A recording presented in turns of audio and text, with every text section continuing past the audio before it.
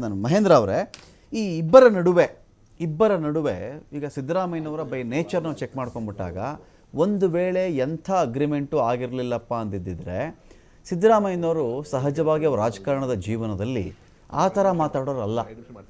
High command ಕಡೆ ಕೇಳಿಸ್ತಾ ಇದೆಯಾ ಮಹೇಂದ್ರ ಅವರೇ? ಕೇಳಿಸ್ತಾ ಇದೆಯಾ ನನ್ನ ವಾಯ್ಸು? ನಾನು ಮತ್ತೆ ಮಾತಾಡ್ತೀನಿ. ಈಗ ನನ್ನ ಪಾಯಿಂಟು, ಸಿದ್ದರಾಮಯ್ಯನವರು ಬೈ ನೇಚರ್ ಅವ್ರು ಚೆಕ್ ಮಾಡ್ಕೊಂಡ್ಬಿಟ್ಟಾಗ ಒಂದು ವೇಳೆ ಏನೂ ಅಗ್ರಿಮೆಂಟ್ ಆಗಿರಲಿಲ್ಲ ಅಂತ ಹೇಳಿದಿದ್ರೆ ಓಪನ್ ಆಗಿ ಹೇಳಿಬಿಟ್ಟಿರೋರೇನೋ, ಯಾವ ಅಗ್ರಿಮೆಂಟು ಆಗಿಲ್ಲ ರೀ, ನಾನೇ ಇರ್ತೀನಿ 5 ವರ್ಷ CM ಅಂತ ಹೇಳಿ.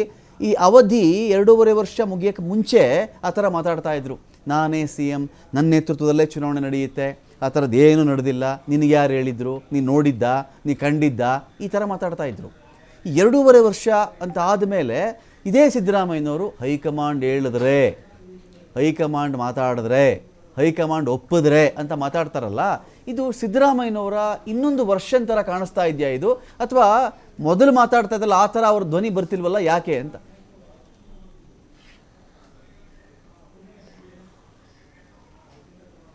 ಅಲ್ಲ, ಈ ಮಾತುಗಳನ್ನ ಕೇಳಿದ್ರೆ ಸಿದ್ದರಾಮಯ್ಯನವರು ಹಾಗೂ ಸಿದ್ದರಾಮಯ್ಯನವರ ಬಣದವರ ಇತ್ತೀಚಿನ ಮಾತುಗಳನ್ನ ಕೇಳಿದ್ರೆ ಆ ನಿಲುವು ಬದಲಾಗಿದೆ ಅಂತ ಅನಿಸುತ್ತೆ, ಯಾರಿಗಾದ್ರೂ ಅನ್ಸುತ್ತೆ. ಮೊದಲು ಸಿದ್ದರಾಮಯ್ಯನವರ ಖಡಕ್ ಮಾತಿತ್ತಲ್ಲ, ನಾನೇ 5 ವರ್ಷ ಮುಖ್ಯಮಂತ್ರಿ, ನನಗೆ ಜನಾದೇಶ ಇರೋದು ಅನ್ನುವ ಮಾತುಗಳಿದ್ವಲ್ಲ. ಮತ್ತು ಸಿದ್ದರಾಮಯ್ಯನವರ ಕಡೆಯವರು, ಪ್ರಮುಖವಾಗಿ ಜಾರಕಿಹೊಳಿ ಅವರು, ಈ ಮಧ್ಯೆ ಒಂದ್ಸಾರಿ ಎಲ್ಲಾ ಶಾಸಕರ ಮನೆಗಳನ್ನ ಎಡೆತಾಕಿದ್ರಲ್ಲ, ಎಡೆತಾಕಿ ಒಂದು ಇದನ್ನ ಕೊಟ್ರು, ಸಂದೇಶನ ರವಾನೆ ಮಾಡಿದ್ರು ಹೈಕಮಾಂಡ್ಗೆ. ಏನಂದ್ರೆ, ನೀವೇನಾದ್ರೂ ಸಿದ್ದರಾಮಯ್ಯನವರ ಬದಲಾವಣೆ ಮಾಡುವಂತಹ ಪ್ರಯತ್ನ ನಡೆಸಿದ್ರೆ ಏನಾಗ್ಬಹುದು ಅಂತ. ಅಹಿಂದ ಶಾಸಕರು ಒಂದ್ ಕಡೆ ಹೋಗ್ಬೋದು, ಅಥವಾ ಅವರು ಸರ್ಕಾರ ರಚನೆ ಮಾಡುವ ಪ್ರಯತ್ನ ಮಾಡಬಹುದು ಅನ್ನೋ ಸಂದೇಶವನ್ನ ಕಳೆದ ವರ್ಷನೇ ಕೊಟ್ಟರು ಅವರು. ಆದ್ರೆ ಈಗ ಆ ತರದ ಇದು ವಾತಾವರಣ ಇಲ್ಲ. ಸ್ವತಃ ಜಾರಕಿಹೊಳಿ ಅವರೇ ಹೇಳ್ತಿದ್ದಾರೆ ಯಾವತ್ತಿದ್ರು ಅಧಿಕಾರ ಬಿಡಬೇಕು ಅಂತ. ನೆನೆ ಸಿದ್ದರಾಮಯ್ಯನವರೇ ಹೇಳ್ತಿದ್ದಾರೆ ಅಧಿಕಾರ ಶಾಶ್ವತ ಅಲ್ಲ, ಅದು ನಮ್ಮ ಅಪ್ಪನ ಮನೆ ಆಸ್ತಿ ಅಲ್ಲ ಅಂತ ಸಿದ್ದರಾಮಯ್ಯನವರು ಘೋಷಣೆ ಮಾಡ್ಕೊಂಡಿದ್ದಾರೆ. ಸೊ ಈಗ ಸಿದ್ದರಾಮಯ್ಯನವರ ನಿಲುವು ಬಹಳ ಗೊಂದಲ ಅನ್ನೋದಕ್ಕಿಂತ ಈಗಲೂ ಸ್ಪಷ್ಟವಾಗಿದೆ. ಹೈಕಮಾಂಡ್ ಹೇಳಿದ್ರೆ ಬಿಟ್ಕೊಡ್ತೀನಿ, ಏನಿದೆ ಇನ್ನು ಅನ್ನೋ ಹಂತಕ್ಕೆ ಬಂದಿದ್ದಾರೆ. ಆದ್ರೆ ಒಂದು ಹಂತಕ್ಕೆ ಈ ಬ್ರೇಕ್ಫಾಸ್ಟ್ ಮೀಟಿಂಗ್ ನ ನಂತರ ಸಿದ್ದರಾಮಯ್ಯನವರು ಕನ್ವಿನ್ಸ್ ಆಗಿದ್ದಾರೆ ಅನ್ನುವ ಮೆಸೇಜ್ಗಳು ಬರ್ತಾ ಇದೆ. ಅದಕ್ಕೋಸ್ಕರನೇ ಅವರಿಬ್ರು ಕೂತು ಮಾತಾಡಲಿ ಅಂತ. ಯಾಕೆಂದ್ರೆ ಸಿದ್ದರಾಮಯ್ಯನವ್ರನ್ನ ಮನವೊಲಿಸ್ತಾನೆ ಯಾರು, DK ಶಿವಕುಮಾರ್ ಆಗಲಿ ಯಾರೇ ಆಗಲಿ ಮುಖ್ಯಮಂತ್ರಿ ಆಗಿ ಮುಂದುವರಿಯೋದು ಬಹಳ ಕಷ್ಟದ ಕೆಲಸ. ಹಿಂದೆ ಕುಮಾರಸ್ವಾಮಿ ಅವರು ಮುಖ್ಯಮಂತ್ರಿ ಆಗಿದ್ದ ಅವಧಿನಲ್ಲಿ ಏನಾಯ್ತು ಪರಿಸ್ಥಿತಿ, ಅದಕ್ಕೆ ಯಾರು ಕಾರಣ ಅನ್ನೋದನ್ನ ಎಲ್ಲ ರಾಜ್ಯದ ಜನತೆ ನೋಡಿದ್ದಾರೆ. ಸೊ ಇದೇ ಪರಿಸ್ಥಿತಿ ಮುಂದುವರಿಯುತ್ತೆ ಅನ್ನೋದು ಗೊತ್ತಿದೆ. ಸಿದ್ದರಾಮಯ್ಯನವ್ರು ಮಾಡ್ತಾರೆ ಅನ್ನೋದು ಅದರ ಅರ್ಥ ಅಲ್ಲದೆ ಇದ್ರು, ಸಿದ್ದರಾಮಯ್ಯನವರೇ ಮಾಡದೇ ಇದ್ರು ಸಿದ್ದರಾಮಯ್ಯನವರು ಏಕಾಂಗಿಯಾಗಿ ನಿರ್ಧಾರ ತಗೊಳ್ಳಾರರು. ಯಾಕೆಂದ್ರೆ ಅವ್ರ ಹಿಂದೆ ಬೆಂಬಲಿಗರ ಪಡೆ ಇದೆ, ಅವರೇ ಬೆಳೆಸಿರುವಂತಹ, ಅವ್ರ ಮೇಲೆ ಅವಲಂಬಿತರಾಗಿರ್ತಕ್ಕಂಥ ನಾಯಕರಿದ್ದಾರೆ. ಆ ನಾಯಕರುಗಳು ಸುಮ್ಮನೆ ಕೂಡಕ್ ಸಾಧ್ಯ ಆಗಲ್ಲ. ನಿಮ್ಗೇನೋ ವಯಸ್ಸಾಯ್ತಪ್ಪ, ಮುಂದಿನ ಚುನಾವಣೆ ನೀವು ಸ್ಪರ್ಧೆ ಮಾಡಲ್ಲ, ನಮ್ಮ ರಾಜಕೀಯ ಭವಿಷ್ಯ ಏನು ಅನ್ನೋ ಪ್ರಶ್ನೆಗಳನ್ನ ಅವ್ರು ಎತ್ತುತ್ತಾರೆ. ಆಗ ಸಿದ್ದರಾಮಯ್ಯನವರು ಈಗ ಸುಮ್ಮನೆ ಇರೋದಕ್ಕೆ ಸಾಧ್ಯ ಆಗೋದಿಲ್ಲ, ಏನಾದ್ರೂ ಅವರು ಒಂದು ಆಕ್ಷನ್ ತಗೊಳ್ಳೇಬೇಕು. ಈ ನಡೆಯನ್ನ ಗಮನಿಸಿರುವಂತಹ ಹೈಕಮಾಂಡ್ ಅಥವಾ DK ಶಿವಕುಮಾರ್ ಅವರು ಸಿದ್ದರಾಮಯ್ಯನವರ ಮನವೊಲಿಸಿಯೇ ಅಧಿಕಾರನ ತಗೋಬೇಕೆ ಹೊರತಾಗಿ ಅವ್ರನ್ನೇನೋ ಇದ್ ಮಾಡ್ಬಿಡ್ತೀವಿ, ಬೇರೆ ಹಿಂದಿನ ಸರ್ಕಾರದ ಉದಾಹರಣೆಗಳನ್ನ ಹೇಳಿದ್ರು. ಪ್ರಮುಖ ನಾಯಕರು, ದೊಡ್ಡ ಸಮುದಾಯವನ್ನು ಹೊಂದಿದಂತಹ ಪ್ರಮುಖ ನಾಯಕರನ್ನ ಕೇಳದೆ ಅಧಿಕಾರ ಬದಲಾಯಿಸಿದ್ರು. ಒಂದು ಟಪಾಲ್ನಲ್ಲಿ, ಒಂದು ಕವರ್ನಲ್ಲಿ ಬಂದು ಅಧಿಕಾರ ಮುಖ್ಯಮಂತ್ರಿನ ಕೊಡುವಂತಹ ಶಕ್ತಿ ಆಗ ಹೈಕಮಾಂಡ್ ಇತ್ತು. ಈಗ ಹೈಕಮಾಂಡ್ ಆ ಶಕ್ತಿಯನ್ನ ಹೊಂದಿದೆಯಾ? ಹೈಕಮಾಂಡ್ ಆದೇಶ ಮಾಡಿದ ತಕ್ಷಣ ಎಲ್ಲಾ ಶಾಸಕರು ಗಪ್ಚುಪ್ಪಾಗಿ ಏನು ಮಾತಾಡದೆ ಸುಮ್ಮನಿರ್ತಾರ? ನೋಡ್ತಾ ಇದೀವಿ ನಾವು. ಏನು ಮಾತಾಡಬೇಡಿ ಅಂತ ಒಂದ್ಸರಿ ಹೇಳಿದ್ರು, ಆದ್ರೂ ಯಾರು ಏನು ಕೇಳ್ತಿಲ್ಲ. ಅಂದ್ರೆ ಇನ್ನೊಂದೇನಾಗುತ್ತೆ ಅಂದ್ರೆ, ಈಗ ಈ ಟಪಾಲ್ ಕತೆ ಮುಗೀತಿ. ಈಗ ಟಪಾಲ್ ಕತೆ ಯಾವುದೋ ಎನ್ವಲಪ್ಪು ಅದರಲ್ಲೇನೋ ಕಳಿಸ್ಬಿಡ್ತಾರೆ, ಏರ್ಪೋರ್ಟಿಂದೇನೋ ಹೇಳ್ಬಿಡ್ತಾರೆ, ಇಳಿಸ್ಬಿಡ್ತಾರೆ ಅಂತ. ಈಗ ಹೈಕಮಾಂಡ್ಗೆ ಅಂತ ಒಂದು ತಾಕತ್ತಿಲ್ಲ, ಶಕ್ತಿ ಉಳ್ಕೊಂಡಿಲ್ಲ. ಆ ಶಕ್ತಿ ಹೈಕಮಾಂಡಲ್ಲಿ ಈಗ ಉಳಿದಿಲ್ಲ. ನಮ್ಮ ಪಾಯಿಂಟ್ ಏನು ಅಂತ ಹೇಳಿದ್ರೆ, ಈ ಮುಖ್ಯಮಂತ್ರಿ ಹುದ್ದೆ ಈಗ ಯಡಿಯೂರಪ್ಪನವ್ರು ಇಳಿದಾಗಲೂ ಕೂಡ ಒಂದು ಚರ್ಚೆ ಬಂದಿತ್ತು. ಯಡಿಯೂರಪ್ಪನವ್ರನ್ನ ಇಳಿಸಿದ ತಕ್ಷಣ ಅವ್ರ ಕಡೆಯವ್ರನ್ನೇ ಯಾರನ್ನಾದರೂ ಮುಖ್ಯಮಂತ್ರಿ ಮಾಡಬೇಕು, ಇಲ್ಲಿದ್ರೆ ಅಲೋಲ ಕಲೋಲ ಆಗಿಬಿಡುತ್ತೆ, ಇಲ್ಲಿದ್ರೆ ಆ ಥರ ಆಗ್ಬಿಡುತ್ತೆ, ಈ ಥರ ಆಗ್ಬಿಡುತ್ತೆ ಅಂಥೇಳಿ. ಮತ್ತು ಈ ಶಾಸಕಾಂಗ ಸಭೆ, ಶಾಸಕರೆಲ್ಲ ಸೇರಿ ಯಾರು ಮುಖ್ಯಮಂತ್ರಿ ಆಗಲಿ ಅಂತ ಹೇಳ್ತಾರೋ ಅವರೇ ಮುಖ್ಯಮಂತ್ರಿ ಅನ್ನೋ ವಿಚಾರಗಳು ಎಲ್ಲಿಗೆ ಬಂದು ನಿಂತ್ಕೊಳ್ತವೆ ಅಂತ ಒಂದು. ಈಗ ಈ ಒಂದು ರಾಜಪ್ರಭುತ್ವದಲ್ಲಿ ನಾವು ಯಾರೂ ಇಲ್ಲ.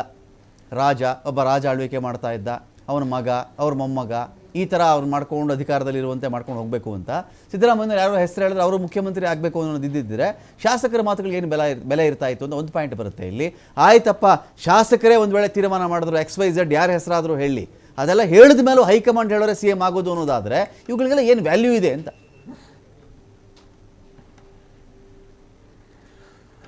ಅಲ್ಲ, ಈಗ ಪ್ರಜಾಪ್ರಭುತ್ವದ ನಾವೇನು ಮಾತಾಡ್ತಾ ಇದ್ದೀವಲ್ಲ, ಶಾಸಕರನ್ನ ಜನ ಎಲೆಕ್ಟ್ ಮಾಡಬೇಕು, ಅಲ್ಲಿಂದ ಶಾಸಕಾಂಗ ಸಭೆ ಸೇರಿ ಅವ್ರ ನಾಯಕರನ್ನ ಆಯ್ಕೆ ಮಾಡ್ಕೋಬೇಕು ಅಂತ. ಎಲ್ಲಿದೆ ಅದು? ಈಗ ಯಾವ ಪಕ್ಷದಲ್ಲೂ ಇಲ್ಲ.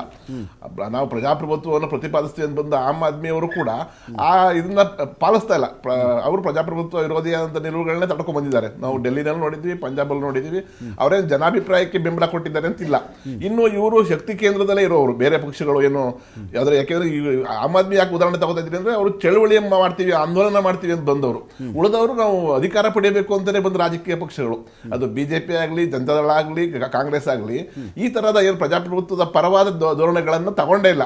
ನಮಗೆ ದುರಂತ ಏನಪ್ಪಾ ಅಂತ ಅಂದ್ರೆ, ನಾವು ದೊಡ್ಡದಾಗಿ ಸಂವಿಧಾನದ ಬಗ್ಗೆ ಮಾತನಾಡ್ತಾ ಇದ್ದೀವಿ, ಸಂವಿಧಾನದ ಆಶಯಗಳನ್ನ ಈಡೇರಿಸಬೇಕು ಅಂತ ಮಾತಾಡ್ತಾ ಇದ್ದೀವಿ, ಎಲ್ಲ ಕಡೆ ಮಕ್ಕಳಿಗೆ ಹೇಳ್ತಾ ಇದ್ದೀವಿ, ಕ್ಯಾಂಪೇನ್ ಮಾಡ್ತಾ ಇದ್ದೀವಿ.